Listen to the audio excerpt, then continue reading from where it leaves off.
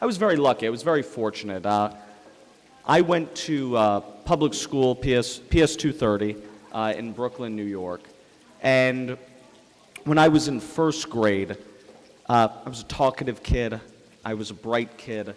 Couldn't read at all. And I was lucky enough. I had a teacher who realized that it was highly likely that I was dyslexic. And this is the early 90s. It's like 91, 92. And my parents were affluent enough and sophisticated enough that I was able to get a neuropsych up at Columbia University over 2 days. And I was dyslexic. And then, of course, because of the IDEA, because of advocates, my parents sued the New York City Board of Education. And I went to the Gateway School. And then after the Gateway School, I went to the Windward School. And so I started that in the second grade. And it made all the difference.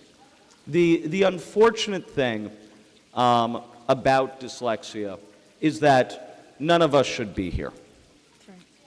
This is not an intelligence issue. This is a processing issue.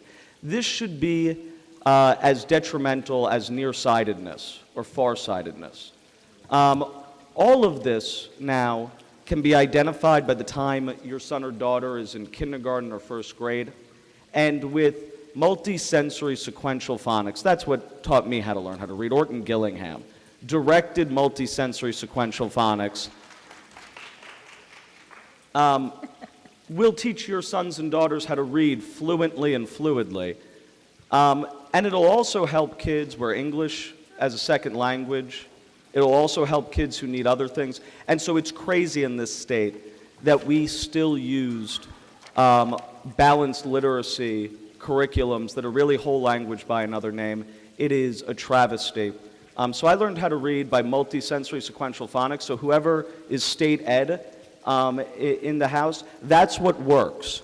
And you need directed education, not mumbo jumbo, not your son or daughter is a late bloomer or they'll catch up or overnight magically things will click. No, sequential steps that will build so that the processing that your son or daughter's brain uses will then work with how they understand phonetics and how they understand sounds. That's what we're talking about. We're talking about how people process sound.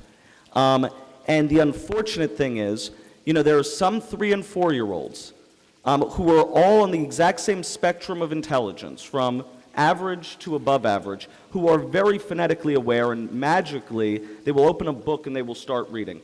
And there are other people who are not very phonetically aware, who are on that exact same bell curve of intelligence. And what we have decided in schools to do is we've decided to base our entire reading education on those kids who are phonetically aware.